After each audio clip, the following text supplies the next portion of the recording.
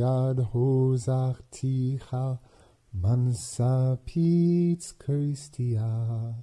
Av God hozachticha mansa pitz Christia. אני רוצה להגיד תודה לרוחות האחוות האותיות העבריות. שלום שלום, עוד פעם. כאן Eliyahu ba'achvat Tabat. Hello, again, this is Eliyahu from the Fellowship of the Spring. And today I have a very, very honored, important part of the fellowship, which for me is like the circle of life. And I'm very happy today's program will be in English, and I'm very happy and excited, actually, to be here with John Parison. And we were, about a month ago, I interviewed John and Jean together, Jean White Eagle and John together, and this time it's just going to be with John. And anyway, I'm very happy, and it's a big honor. Thank you. And thank you for watching. Okay. So, John, you've had an absolutely incredible life. I've read a lot of biographies and autobiographies, and I've met amazing people for many, many years. And I never met anybody who's maybe who's overcome odds like you have, and who's just overcome. So tell me a little bit, John, as we spoke before, explain a little bit about your when you were growing up and how you came to live with your father. Okay, if that's okay. Okay. It's hard to know where to begin, except to begin in the beginning. That's always a good place. When I was born, I lived with my father and my mother until I was about a year old. And my mother had a nervous breakdown, and she went into the hospital for a year. When I was a year old, and so my father, who was doing the best he could to provide for the family, couldn't care for me and my brother, and still take care of us. So he gave us to a friend. Why? Who cared for us basically for about a year until my mother came out of the hospital. And that was Eliyahu.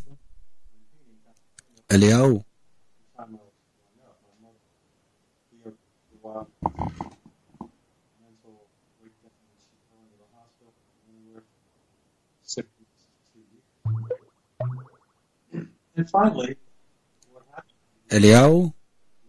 Yes, Rory. לא שומעים אותו טוב, שומעים אותו מאוד מקוטע. Okay, I need to do it to mic. I'm just fixing the mic here. And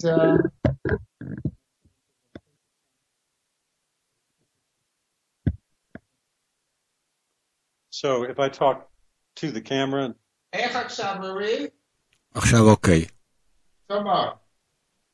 Okay, so sorry everybody. My mother was in and out of the mental hospitals when I was a kid, up until the time I was about 11. And finally what happened is that the stress on the family got great enough so my father and my mother divorced. And I lived with my mother for a while until my father was remarried, and he sued for custody. And then he won the custody battle, and I wound up living with my father and my brand new stepmother. And the relationship was fraught right from the beginning because I had refused to go to the wedding.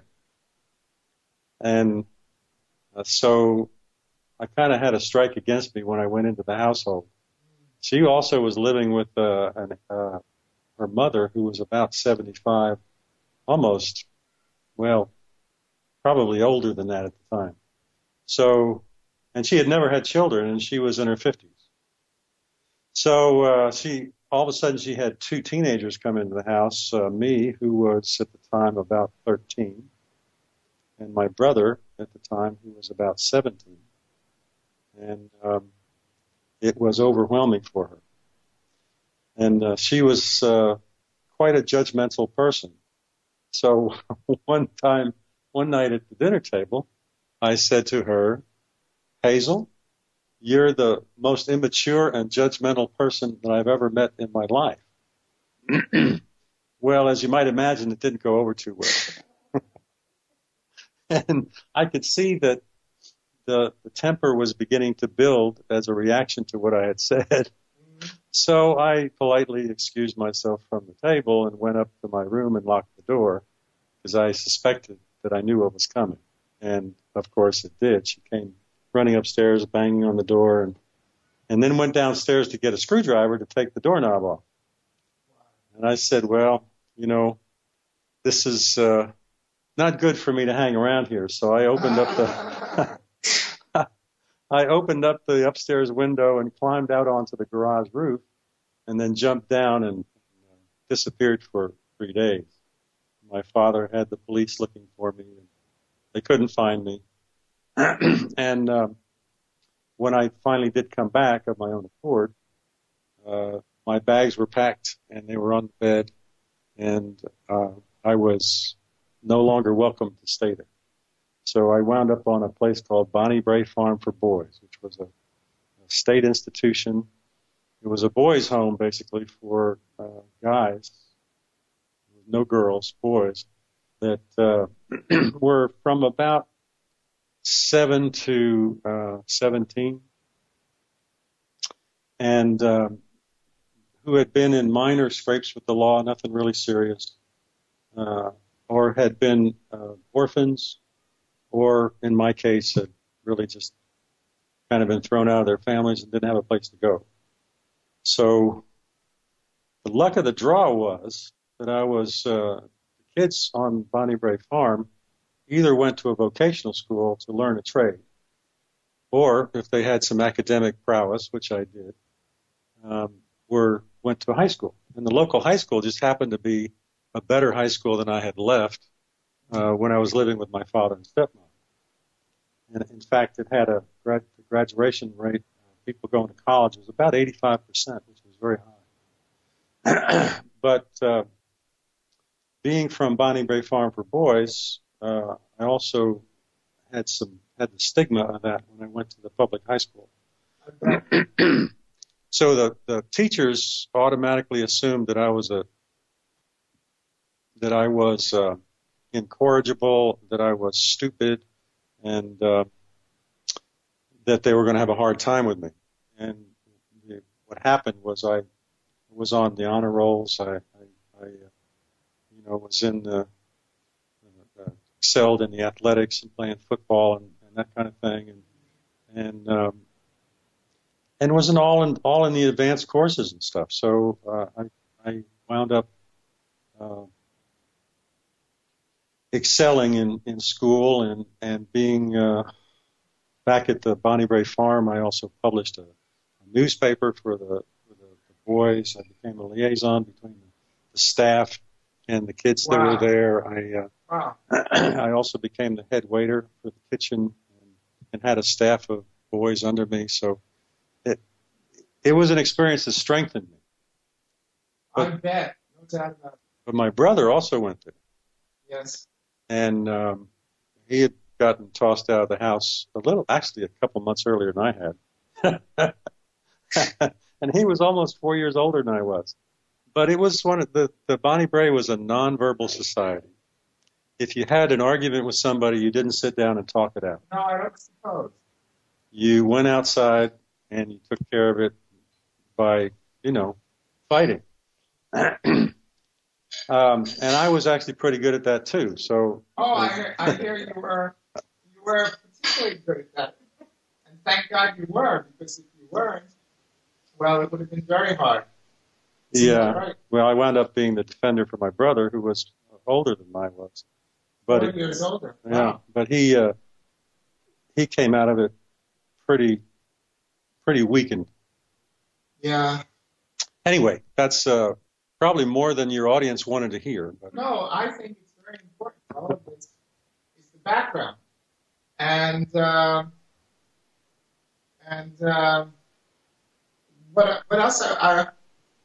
It was science and math that you were particularly strong. Is that right? I guess you could say I was strong in science and math, but I was also very strong in English when I went to university, which was Iowa State University in Ames, Iowa, middle of our country. Right. I majored in chemical engineering. Yes, that's what I remember. But I also had enough credits in English to have a minor, had they allowed a minor. I actually was taking graduate courses in English by the time I graduated from college. So you were an all around scholar athlete. Okay, and eventually, as I recall, you went to work for DuPont, right? The giant chemical corporation. And John, you were making a really good salary. Right? Yeah, I was. I was hired by DuPont straight out of university. So I went actually directly from Iowa, where I was living to go to school, to Tennessee, right outside of Nashville, to work for the old for DuPont at the old Hickory manufacturing plant, which was just about 15 miles north of Nashville, and they made Dacron polyester there, among other things. For clothing, is that right? It was primarily for home furnishings and apparel. Yeah. Okay. And I worked for DuPont for 21 years. Well, that's a long time. And you must have rose pretty high, because you were making very good living. Is that right? Well, I went up the ranks. I only worked on what we lovingly called it the Dacron farm. I only worked on the Dacron farm for about 6 years, getting my manufacturing experience stripes, and then the way the company would train you is then they would have you go into an assignment to do technical service, and then into sales, and then into strategic positions like being a business strategist or a marketing strategist. And I did all that, and I finally wound up managing a business called Serlin, which was a packaging business. It wasn't my most favorite time in DuPont, but yeah, I was managing a business that was about a quarter of $1 billion. Whoa! And in DuPont, you have to understand, DuPont was a $40 billion company, so $250 million was still a fairly small business. So I was considered middle management, but I also had I had profit and loss responsibility for a business that was that size. Okay, so how did you make this incredible U-turn from very successful big businessman working for a chemical company to doing what you've been doing for many years, being on this world mission of spreading sacred sound teaching and healing the whole world. Of course, this is where your meeting with Chi must come in. Can you tell us about this incredible U-turn in your life? Sure. First thing to know for your listeners is that it didn't happen all at once. I don't suppose. I'd always had a spiritual side of me and always wrestled with trying to integrate my spiritual beliefs, which weren't primarily focused into any dogmatic religious tradition. They were more spiritual, I guess you could say, instead of religious.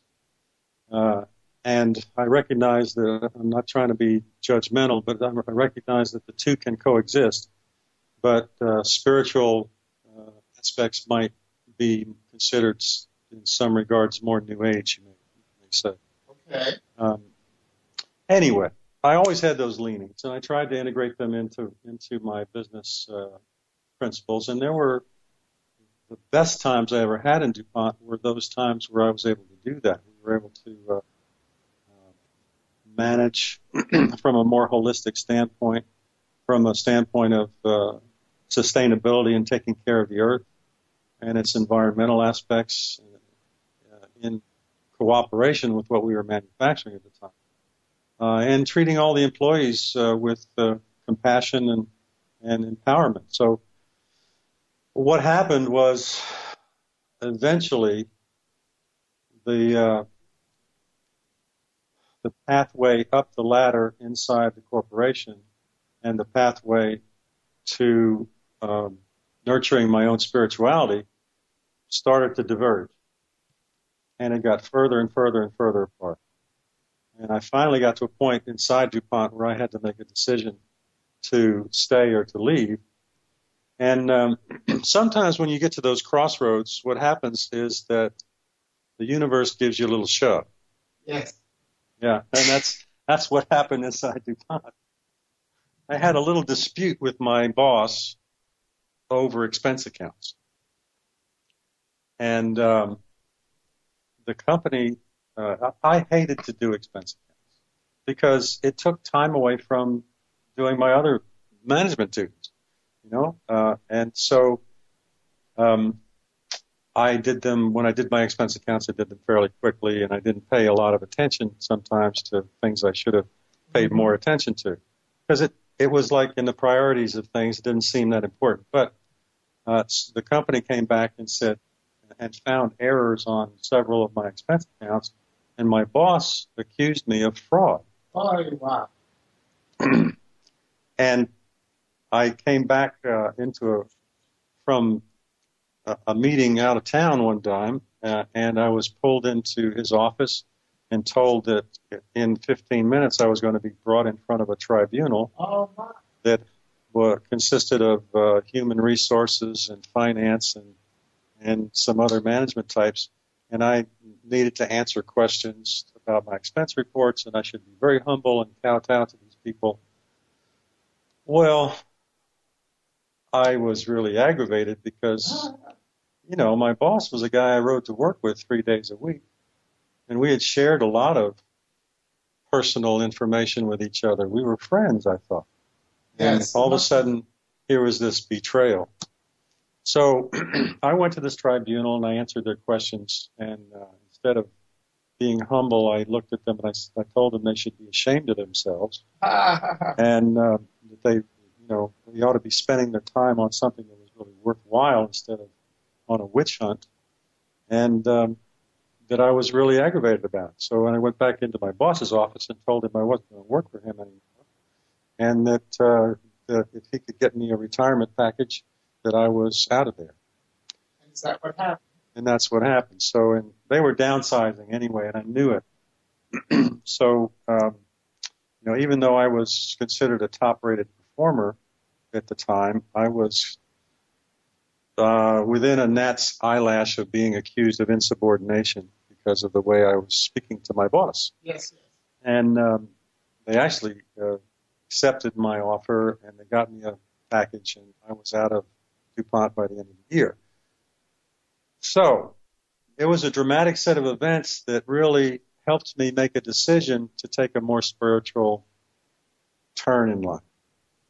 And that's how you met Jean. You met her in some kind of organization. Well, I actually had known Jean before that. We had met in an organization called the World Business Academy. Right. And again, this was this attempt to merge spirituality with business. Because the World Business Academy, what it was about was saying that business was the most influential and pervasive institution on the planet, Yes. and that education and religious organizations had basically abdicated their role to take care of the planet, and it was up to business to really take responsibility for what they were doing and responsibility for the whole. So it was composed of executives from actually around the world who were trying to manage with more holistic principles, with more attention to the environment, etc. And Jean was the coordinator of all of the different chapters. Okay. And I was starting a chapter in New York and helping to start a chapter in Washington at the time. Okay. So what I understand is it wasn't such a big U-turn. You were always looking for the spiritual way to do things. And so now it's clear to me. So, I just got a little push. yes, you got a little push. Okay.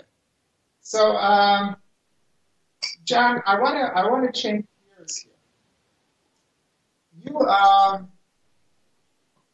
had the privilege of meeting some of the great indigenous teachers in the world, including Mayan elders and the great Zulu leader, spiritual leader, Credo Mutwa, and from Australia, and from New Zealand, and from so many places I don't even know about, because I just read the book.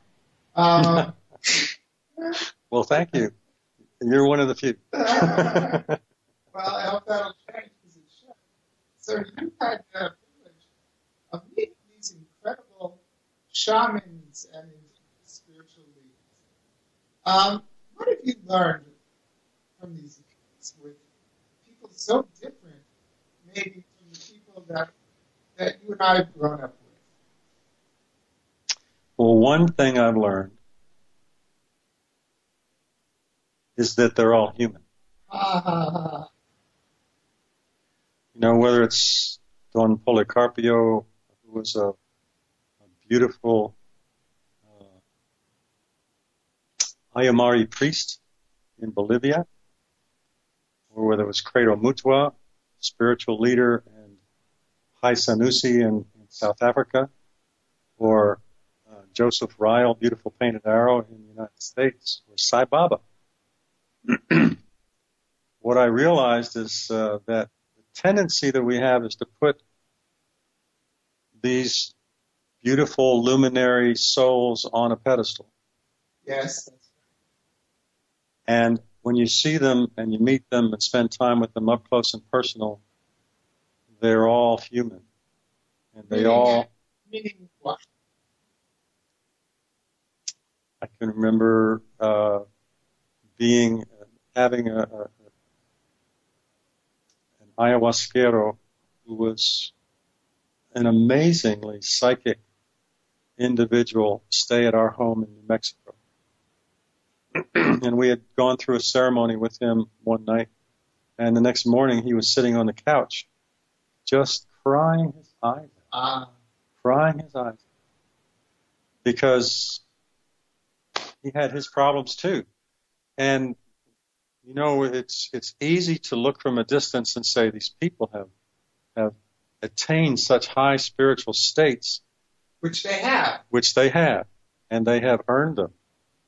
And they have tremendous abilities and capabilities. Yes. And yet, they have a humanity where they feel just like us. They have foibles. They have things that they would like to do different, just like everybody else. They get angry and they lose their temper. They get angry. They lose their temper. They have relationship problems. They, some of them have alcohol problems. Some, but in their own rights, they have attained these amazing spiritual states. So that was a very important teaching for me because there is a tendency that I have, I don't know, perhaps many of your listeners do too, to judge yourself and to kind of beat yourself up a little bit. Yeah. And say, how am I ever going to do what Credo Mutwa could do? How can I ever do what Joseph Ryle could do? So when I get into those places, I try to remember. Okay. And what have you learned from these people? Like, what's the major thing you learned from these people? Other than that, other than the fact that they're human, just like us, have you learned a way of being in harmony with the universe, or seeing into the soul, or is there anything else? Maybe of a more, anything else that you'd like to mention that has affected you very much from these meetings? Another common thread is that these individuals all had the ability to be non-judgmental and to come from a place of love.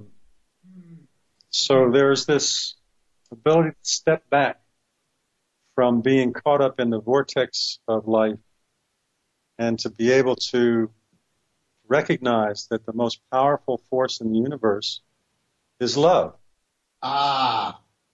And they all exuded this presence of love. Sai Baba, when you're in the presence of Satya Sai Baba, he's passed on now, but so he could be anywhere, but when you're in his presence, I mean, it's palpable. And it's the same thing for some of these other people as well. Credo Mutwa. Credo Mutwa, you talk about, you said that you thought my life was some things you had to overcome. Well, people like Credo Mutwa, the things that they have overcome is just amazing. It would crush most people. I can imagine a black child growing up in apartheid South Africa, where they were treated like slaves and like dirt very often. I did one book called Kefir Boy. Stuff like that. Is that right? In addition to that, which all the blacks grew up with, Credo Mutwa saw that most of the wisdom keepers were dying.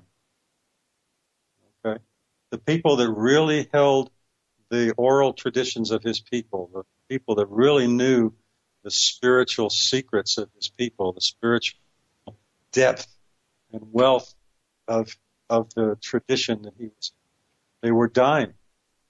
And so he, against some of the vows he took when he became a Sangoma, not to reveal some of this stuff, he wrote it down in a book. Wow. And he was ostracized for that. Not only was he ostracized for that, but his wife was killed. She was speared in the side with a Zulu spear. Whoa. And his son, he had been training to take over his position as the High Sanusi and the person that held all these oral traditions, was killed. And not only was he killed, but he was necklaced. You know what I mean by necklace? Yes, it's tired. And the reason in the Zulu society that it's so bad, and let me describe it to the listeners, it's not very nice. They tie hands and feet like, hog-tied, hands behind the back, and they tie the hands to the feet, and they put a tire around the neck, fill it with gasoline, and light it on fire. The reason that is so brutal is not because it's such a horrific death, but it's because they believe that it destroys the soul. Wow. Okay? So it's a double death. I mean, it's physical death, but it also destroys. The Zulu believe that you have the Ina and the Moya. The Ina is the part of the soul that lives on as kind of an astral body after you're dead, and you can use that to interact with. I mean, that's what they interact with for the ancestors. And the Moya is the indestructible light body that all religions believe. So when they burn somebody if you die by fire, you die by drowning, then they believe that the Ina is destroyed, and they no longer have that aspect of the soul to be able to relate to. So still, this man, after going through those kinds of things with his wife and his son, was able to come from love. And now he's the spiritual leader of all the Zulus. He's an old man now. Yeah, he's got to be 87. So in other words, would you triumph over those who were trying to denigrate? I think he will in time. There are those who call him the father of Africa. and consider him to be the spiritual leader of Africa. And what a privilege to be able to spend time. I've seen him interview. Real privilege, I suppose. Okay, John, over the years we've met sometimes, and you've told me amazing stories. And of course, I remember them. And I made it a point. But I couldn't even forget them if I wanted to. One very interesting story is you and Gene were wanting to build a sound chamber in a very sacred place in Australia. Gene had received that it needs to be done. And there was an Aboriginal shaman who liked to dress up as Elvis, as I recall, who was against you, even though he didn't show that outwardly. And anyway, you received permission from the Aboriginal elders to build this thing and to do the ceremony. And at a certain point, in his spirit body, this shaman stabbed Gene. Is that right? I remember it a little off. And there are parts that you're remembering some of it correctly, but let me just correct you.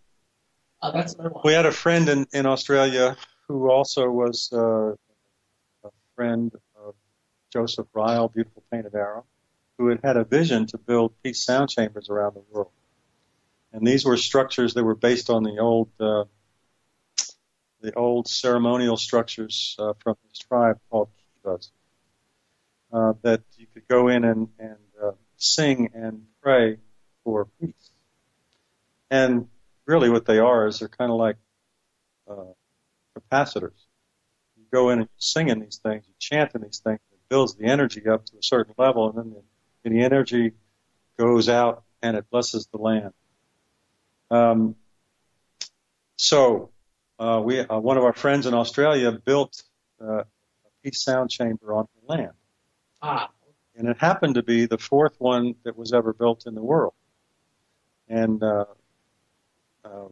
we began to do, because of one of Gene's visions, which have taken us around the world, some chamber awakening ceremony. And it was a process where Gene would go into the chamber and she would sing as a group of us would be outside being the listeners. And we had a ceremonial fire built, which usually took place at night. And it really was for opening the gateways of the energy up as wide as possible. It's like bringing these things online is a worldwide grid of peace sound chambers. Yes. Okay? You can make kind of an electrical circuit metaphor where they were all kind of connected together. And Gene's vision was, told her how to be able to kind of bring them online. Okay. So we were doing a sweat lodge in preparation for this ceremony, and what happened was this Aboriginal guy, I won't use his name, he's still a beautiful man. He showed up in the lodge and stabbed Gene with his spear. And that was in his light body. In his light body. Okay. The significant thing to me was that, well, first thing, I was kind of a neophyte, and I really wasn't adept enough to really stop that from happening. Which you learned to do. Which I've learned to do, but it also taught me at the time that I had a lot more to learn. Okay. And the second thing was that from our time in Australia, we went to New Zealand. We spent some time with the Owl tribe, going down the Wanganui River, and we went back to the United States. Well, once we got back to the United States, Gene was very sick. And because he had stabbed her, isn't that? Well, I didn't put it together, but Gene actually developed intestinal cancer where I saw this guy stab her. Yeah. All right. So that was the connection. And who can say if what I saw was the cause of it, but it certainly was, a synchronicity. And then Jean went on to kill herself with diet and sacred sound. Isn't that right? Correct. It only took her 5 months. Okay. She went through a lot of pain. Okay. And I seem to remember something about museum. There was a cave museum with hand paintings and your hands fitting in that. Can you tell us about that? That was actually the year before. It was in Australia, wasn't it? It was No, that was the same year. Jean had another dream. We have a friend that every time Jean has a dream or a vision, she comes and puts her arm around my shoulder and whispers in my ear, "Oh my God, not another freaking vision." Anyway, Jean had a dream, and we wound up, and in the dream, she had seen this cave wall with hand paintings. The Aborigines did these paintings where they take their hands and they have paint, pigment in their mouth. They blow the pigment over their hands, and it would leave this hand painting. Yes. And so she saw a cave wall with all these hand paintings, and then she saw some ancestors that were there beckoning her to come. Oh, wow. And so one of the things that differentiates us from other people is that when Jean gets a vision or I get a vision, we act on it. Yes. And we do something about it. And it's wound up carrying us all around the world. So what happened was Jean started to talk about her vision and call up some friends in Australia who said they would go ahead and put together a trip. Yes. And by the time it rolled around for us to go back to Australia, we wound up with 21 people, 14 of which were from outside of Australia that had come to support Jean in her vision, as well as they had their own dreams about Australia. And so they came also to fulfill their own visions and dreams. Wow. Well, the task we had was where to find this cave wall. And we didn't know where it was. And we started out from a place called Gympie, which is north of Brisbane. And we went actually across the Simpson Desert towards where Alice Springs is. Okay. And then we went up north and back around again, back down to towards Brisbane. Okay. And we had no idea where this was. And so what we did was we would get up every morning. And most nights we were sleeping outside. We had brought some tents with us and stuff, and every night we would set up the tents and we would light fires and cook our meals, and it was an interesting time together. We had some adventures going across the desert. One of the vehicles broke down, and we had to fly a boat someplace. I'm sure. But every day we followed the signs and watched the animals, and we sing a prayer in the morning with a spontaneous song, and that ultimately led us to where this cave wall is. But even then, the teaching was we had to get out of our own way. We had to get to the point where we just totally surrendered and said, Spirit, we've looked every place we think we knew it was, and we haven't found it. If you want us to find this, you're going to have to show us. And what happened is we wound up just on a whim going to see this guy who was one of these people that was like an Australian cowboy. And he was one of these guys that would muster horses, wild horses and stuff, And he could do bullwhips in both hands, and he could do drive stagecoaches and all this kind of stuff. It's just like the American West, except in Australia. Yeah. And he just happened to be the caretaker of some sacred land. And when we met with him, our whole group met with him, he said, I want to show you this sacred land. And he took us to this place that he was the caretaker of. He brought it up. He brought it up. He took us to this land, and there was the cave wall, and the hand painting, and the star glyphs that were there. It was about 100 meters long, and it was a representation of what they call the rainbow serpent. Yes. It's the Milky Way. Oh, wow. And there was a star map of what it would look like to look from the Milky Way onto our solar system. Oh, my. Isn't that interesting? It's very. And everybody in the group was able to go up and almost directly walk to the handprint that was there and be able to put there. They just had a sense that they were the ones that put the handprints there. Oh my goodness! And they were in a previous incarnation. In a previous incarnation. Me as well, because what happened when I put my hand in that handprint, it was like I had stuck my finger in an electrical socket. You were downloaded. I think I was, because my whole body started to shake. I began to cry uncontrollably. Oh. And I just almost couldn't hardly stand up.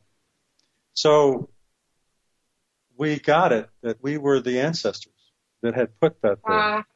And I asked him what the dating was on the hand paintings. And he said that they had been radiocarbon dated to about somewhere between 8,000 and 12,000 years ago. Amazing. I remember that story from the books. So much blew my mind. Of course it does. Still does. Okay, John, I wanted to get into the topic of time and sacred time. And I was thinking about it just last night. In the Western world, we've replaced the cyclical with sort of a linear time. We don't understand the cycles of time and the precession of the equinoxes. And we think it's just going forward somewhere there. Unless you may be religious, and then you're thinking, things have to get so bad until Jesus or until the Messiah comes, or whatever. But there's not much sense of any much other than bringing the Messiah somehow of this linear time. But and then I was thinking about time, and cyclical time, I don't think is exactly right here, unless it has the wisdom that human beings are and going to higher levels. And if it doesn't have that, I think it's wrong as well. And I thought that it has to be a combination of a cyclical time, because all is cyclical, but it has to be going towards, like, what people call the time. What do you think about this whole topic of sacred time and linear? Wow. That's a big topic. Yes, it is. Several thoughts. One is that when you talk about cyclical time, the image I get in my mind is that of a spiral. Yes. So that we are coming back to a certain point on the spiral, but we're never back at really the same point. We've gone up a level, which is what you're talking about in terms of ascending to a higher state of consciousness. That's my understanding. Second thought that came up is that, of course, many people know, and maybe many of your listeners know, that we are finishing up a long cycle, what the Mayans would call a long cycle of 25,625 years, I think it is, for us to make half a rotation around around our own Milky Way galaxy, around our own little section of the universe. Around our galactic center. Around our galactic center. That's right. So we've taken half turn, and that's going to become exact on December 21st, 2012. Well, the full turn. I finished the 25,000 whatever it is cycle. Yes. Yeah, but yes. That's halfway. Okay. That's halfway around the galactic center. Okay. So the full turn. Correct me if I'm wrong. I think the full turn is like 52,000 years. No, I don't think so. I think the half turn is 12,000, and the full turn is 25,000. Okay. Well, full turn, half turn. We're making a significant crossing, if you will. Yes. And there's an arc of space, you might say, as we approach this alignment with the galactic center. Yes. And then we leave it. It takes about 2 years. So we've really been in it since about December 2000. 2000. No, I'm talking about okay. where the alignment becomes exact. Okay. Okay. We're kind of, it's like tuning the radio station. Okay. You know, on an old analog radio. Yes, I remember the one. Okay. When you turn in that knob and you're trying to get it to come in clearly, well, it's going to come in clearly when we get to December 21st, 2012. But for about 2 years before and 2 years after, there's a... The exact center, or whatever. Right. So nobody knows exactly what's going to happen as we make this crossing, but the speculation is that we are coming closer and closer to this merging into a higher state of consciousness. Yes. And so we are getting to the point where many of us, Jean, my wife Jean, and I, as well as many light workers around the world, are working for this time of when we can get the critical mass, let's say, when enough people have raised their awareness, raised their consciousness, so that everything shifts. Okay. And so that long cycle of time may be one of those points that it takes to get to that next evolution of consciousness. Barbara Hand Clow talks about how we're finishing right now around this period, even much longer cycles of time. She says that we're finishing right now exactly around this date of December 21st here. We're finishing at 20. So, I mean, who knows? But I'd like to hear about your work with sacred numerology and calendars. We only have about 13 minutes. All right. Let's talk about the calendar first. Yes. One of the things I did differently with my system, which I call mystical numerology, is that I developed a new calendar for it. Because what I recognized is that how we divide up the year is an arbitrary thing. Okay. A little history lesson.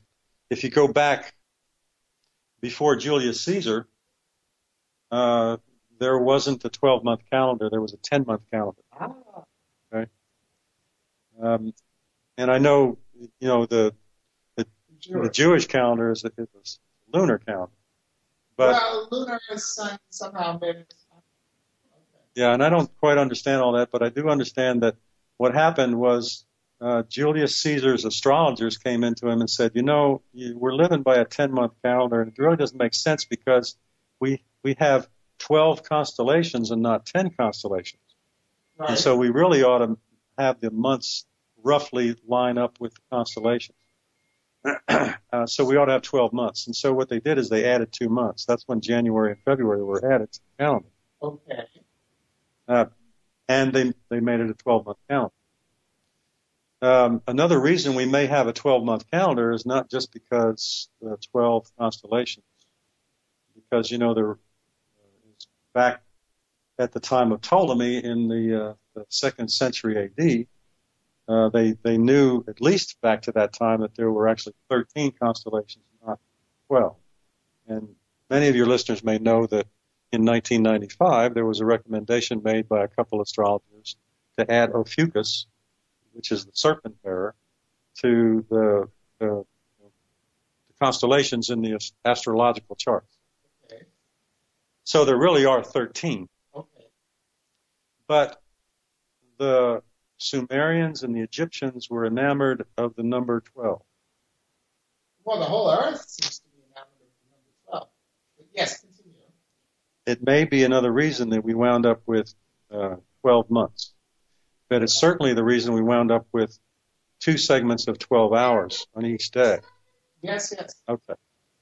So I got to thinking, the Mayan spiritual calendar has 20 day lords that cycle through 13 different energies.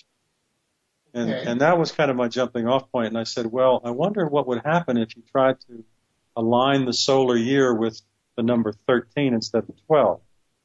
And what I found was that, do the math. You divide 365 by 12, and you get 13 increments of 28 days, and you have 1 day left over. So you get a much more regular calendar if you do it. In the Hebrew tradition, of course, the word echad, which means 1, the gematria of echad is 13. Yes. So there is an automatic connection also between the number 13 and the concept of oneness, which is something that, if we could get everybody to recognize that we are all connected and in some ways we are part of the same consciousness, it would be life-changing. It would be world-shifting. Right. So the other thing is that in my study of the numbers, which I'll get to in just a second, 12 is a much more explosive energy than 13. 13 among the Jews is connected with the North. Similarly, in my research, 13 is this energy of being able to build something up. It's the energy of being able to connect with the infinite potential. It's the energy of being able to give something back. It's the energy of life. It's the energy of being in community with each other. And by the way, 13 is a 4. And achad, the word for one way of reading it, as my friend Devora has pointed out, is ach, which means brother, dalet, which is 4, it's the 4th number, it's the brother of 4. So I don't know, there's all kinds of interesting things. So it's also the 13, also the brother of 4. Right. Okay. 12 is a visionary energy, and it helps us step into the space of being innovative and inventive, which has helped us a lot. But it's also the energy of earthquakes. It's the energy of explosions. It's a catalyst energy. It's like fire's pumping. Yeah. So when we govern our lives by 12-month years, by 12-hour segments of day and night, Whoa. We lock ourselves into this explosive energy that sometimes pits us against each other. So if we could transition to a 13-month calendar, Whoa. then we might find that it would shift our paradigms in a way that would be very, very beneficial to the world and to each other. So that's one thing. And the other thing is that it works. My 13-month calendar works. When I take people's birth dates and I translate them onto my calendar and then do the numerology for it, it works. And I've done thousands of charts. So the other thing about mystical numerology is I actually look at it as the study of sound. Okay. And the reason is, think of it, everything in the universe vibrates. Yes. It's energy in some form. And it's sound that brings it into manifestation. So numbers are the gateways. They are the channels for consciousness to move through sound to help things manifest into the world. And they do that because consciousness is moving through the energy of your name. It's moving through the energy of the words we use. Which are all numbers, which all can be converted into numbers, which then create our reality. So mystical numerology really is the systematic study of how energy moves through the consciousness of names and words to create our reality. Oh, wow. And what I did differently from traditional Western numerology was that I went back to the source and I said, let's define the numbers from the beginning. And the way we can do that is because every word can be reduced to a number. Yes. And if we categorize, and then every letter is a number. That's yes. right. And so then if we can categorize the energy of those words by numbers, we can go back and redefine what the numbers mean. Oh, all right? Wow. Now, the other thing that's different about my system is that you don't, traditional Western numerology, what you do is you stop when you get to 9, and then 10 becomes a 1 again. Exactly.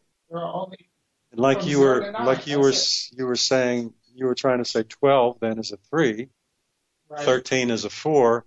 Well, not in my system. Okay. The Kabbalah has 22 paths, right? 22 letters. 22 paths between the 10 sefirot, yes? Yes. Okay. Well, in my system, what I did was I take the vowel sounds out of the alphabet as the principal energies. And in a way, Hebrew does the same thing because you have 22 letters, but no vowels. No vowels, right? No vowel. Why is that? It's because the vowels are the fundamental creations, the fundamental energies of creation. And they stand by themselves. So what I did was I put these all on a map. And the map for me became the medicine wheel. It has the cardinal directions, east, south, west, north, above, below, center. All right? And the vowel sounds become like the guardian angels in each of those directions. They become the fundamental energies that then are channeled through the numbers to create reality. Okay? But then if you connect up all those different paths on the medicine wheel, you also get 22. Okay. So 22 is the magic. I mean, it's like the major arcana in the numerological system. It's exactly the time. 20 cards out of the major of thought. 22 letters. Brian says 22 means master builder. It's a master number. Okay. So, lost my train of thought, but there are 22 pathways. There are 22 numbers. So you don't reduce anything until you get above 22. Oh, wow. Now when you get to 23, then that becomes a 5. 2 plus 3 are 5. All right? But it also means that each one of those numbers has a pathway on the medicine wheel. Eliyahu is a 15. It connects the head and the heart. Oh, wow. From a number standpoint. Okay. Okay. Good to know. Isaac is a 17. It connects the physical and the mental. Okay. All right. Holly is a 24 okay. in my system, which is a 6. 2 plus 4 is equal to 6. Right. 6 is this shamanic number. It's the ability to connect with the ancestors. It's the ability to be with people. Oh, wow. It's the ability to make discoveries and to be an awakener. And you certainly have been an awakener for.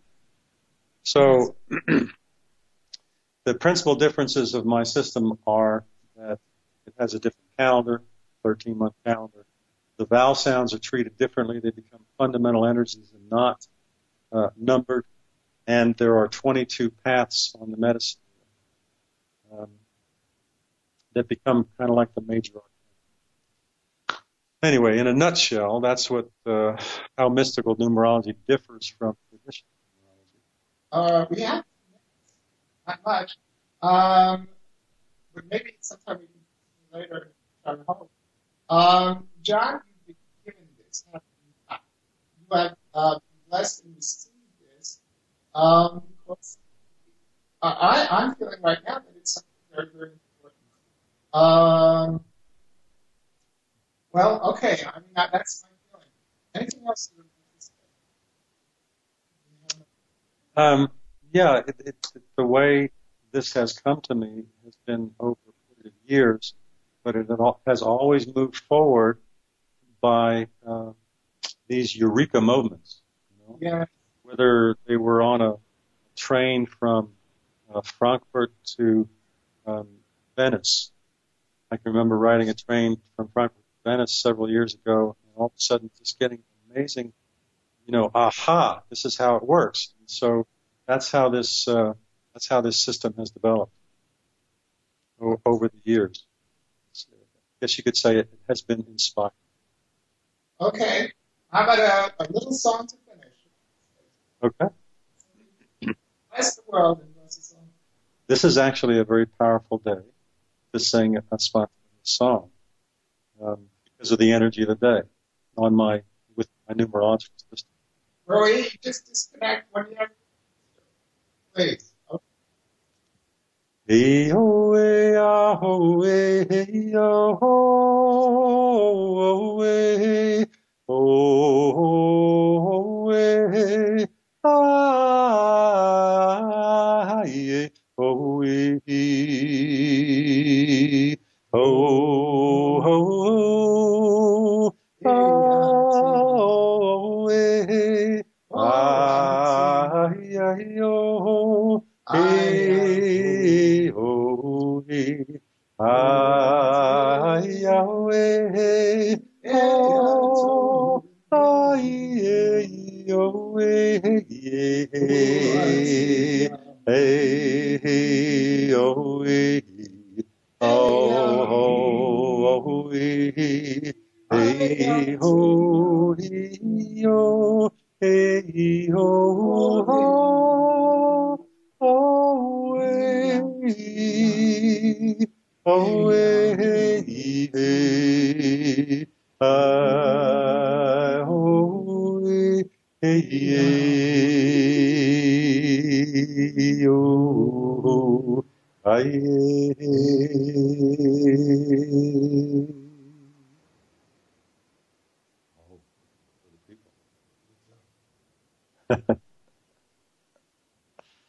oh, that was fun.